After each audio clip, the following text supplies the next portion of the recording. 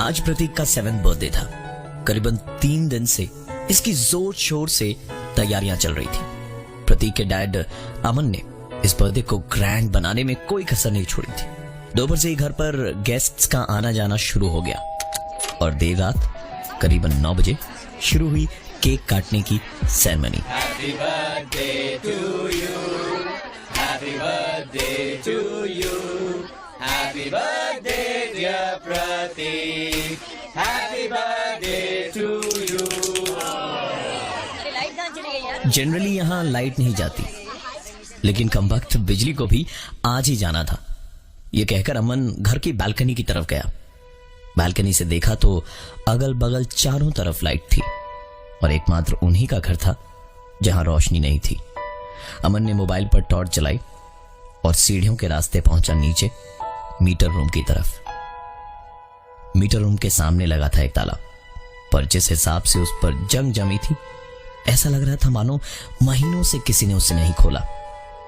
ताला खोलकर अमन जैसे ही अंदर कदम रखा, उसे वहां घुटन महसूस होने लगी। मीटर रूम में बुरी तरह से धूल जमी थी और पूरा रूम मकड़ी के जालों से भर्ती था। टॉर्च की रोशनी में जब अमन ने खोजबीन शुरू की तो पता चला कि एमसीबी ट्रिप कर गई, शायद लोड ज्यादा होने के कारण। उसने एमसीबी के स्विच को ऊपर करने के लिए जैसे ही अपना हाथ आगे बढ़ाया कि उसे बड़ी जोर की छींक आई, कमरे में पड़ी धूल के कारण, और साथ ही एक आवाज आई, God bless you. उसे लगा कि प्रतीक शायद उसके पीछे पीछे आ गया हो, पर उसने घूमकर जब कमरे में देखा तो वहां कोई नहीं था।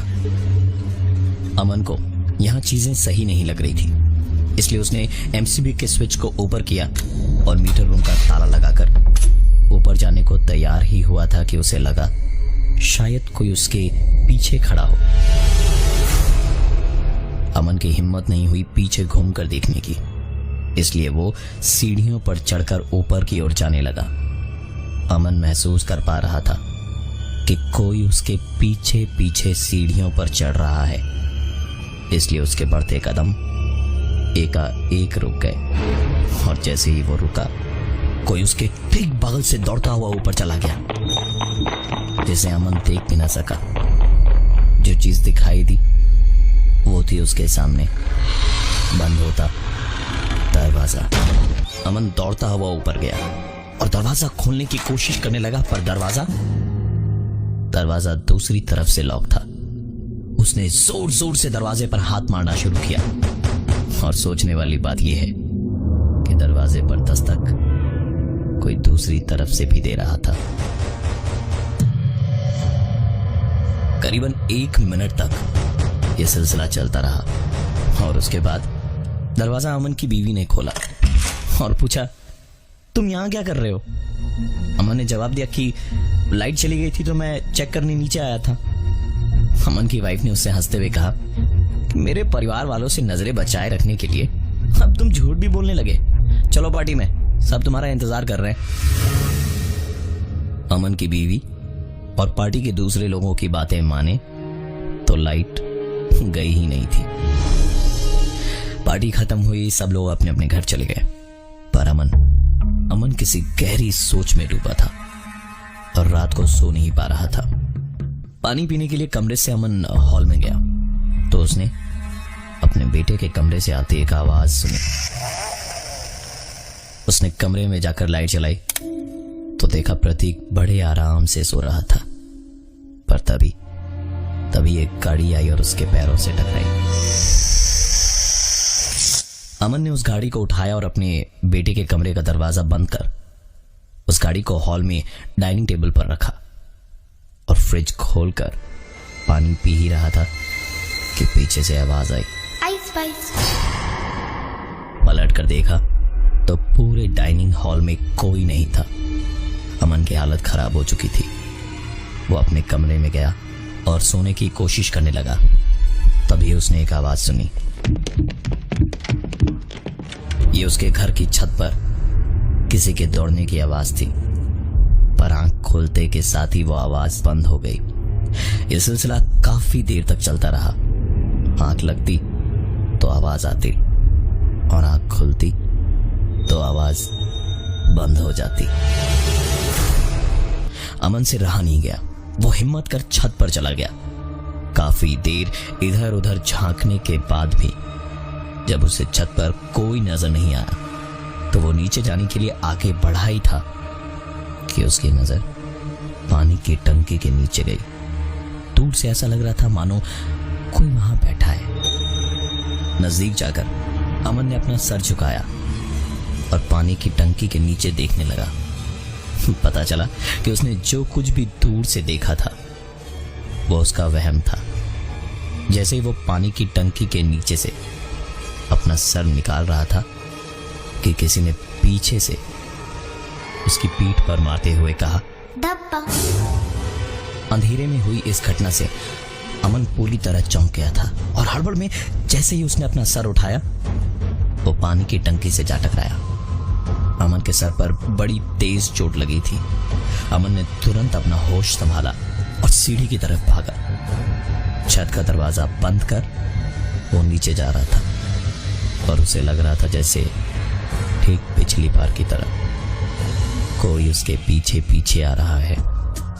जैसे ही अमन रुका उसने महसूस किया कि कोई उसके बगल से दौड़ता हुआ निकल गया। इस बार अमन भी दौड़ता हुआ उसके पीछे गया। हॉल में जाकर देखा तो उसे अपनी आंखों पर यकीन नहीं हो रहा था। उसके बेटे प्रतीक के कमरे का दरवाजा अपने आप खोला और बंद हो गया। अमन ने तुरंत अपने बेटे के कमरे का दरवाजा खोला और लाइट चलाई तो उसका बेटा प्रतीक आराम से सो रहा था। कमरे में रखी अलमारी का दरवाजा खुला था। इससे पहले कि अमन उसे बंद करने के लिए अपने हाथ आगे बढ़ाता, अलमारी का दरवाजा अपने आप। इतना सब कुछ अपनी आंखों के सामने देख चुके अमन ने अपने बेटे को उस कमरे में अकेला छोड़ना ठीक न समझा और उसे लेकर अपने घर के पहले तल्ले पर अपने कमरे में चला गया। दिन रविवार था इसलिए अमन काफी देर तक सोता रहा और नींद टूटी भी तो एक आवाज से। अमन प्रतीक की आवाज सुन कमरे से बाहर निकला और देखा तो पाया कि बगल के कमरे से प्रतीक भी निकलकर बाहर आया। दोनों एक दूसरे को देख ही रहे थे कि नीचे से आवाज आई, डैडी। प्रतीक अमन का इकलौता बेटा था। अगर वो उसके बगल में खड़ा था तो नीचे से आवाज किसने दी? नीचे जाने पर अगल बगल देख ही रहे थे कि प्रतीक ने कहा, डैडी, अगर मैं पतंग लूटने जाऊं तो आप मुझे पीछे से धक्का तो नहीं दोगे ना? प्रतीक की कही हुई ये बात सुन अमन को अपना 7th बर्थडे याद आ गया। उसने अपने बेटे से हाथ जोड़कर बोलना शुरू किया, प्रतीक, मुझसे बहुत बड़ी गलती हो गई थी बचपन में। प्रतीक, मेरी बचपन की उस गलती के लिए मेरे बेटे को सजा मत दो। प्रतीक, प्रतीक, मुझे माफ कर दो। प्रतीक, मैं तुम्हें नहीं मारना चाहता था। प्रतीक, मैंने मेरे बेटे का नाम भी तुम्हारे नाम पे ही रखा है। प्रतीक, प्रतीक, मुझे माफ कर दो। प्रतीक, तुम्हें जो करना वो मेरे साथ कर लो लेकिन मेरे बेटे को छोड़ दो। प्रतीक, मेरे बेटे को छोड़ दो, उसे कुछ मत करो। वो नादान है, उसने कुछ भी नहीं किया है। प्रतीक। दरअसल बचपन में अमन के एक दोस्त का नाम भी प्रतीक था। दोनों पतंग लूटने के लिए छत की ओर दौड़ रहे थे। प्रतीक पहले ना पहुंच जाए इसलिए अमन ने उसका पैर खींचा जिससे सीढ़ी से गिरकर प्रतीक की मौत हो गई थी। सब लोगों को ये एक हादसा लगा और अमन ने भी किसी को कुछ नहीं बताया। आज कई सालों के बाद प्रतीक वापस आया जब अमन के बेटे प्रतीक का 7वां जन्मदिन था। अमन ने रोते गिड़गिड़ाते हुए प्रतीक से माफी मांगी और शायद इसी का असर था कि अगले कुछ महीनों तक कुछ भी नहीं हुआ।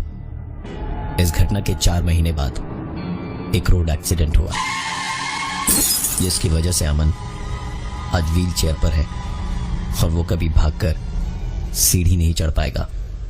शायद प्रतीक ने ही उसे बचपन की गलती की सजा दी।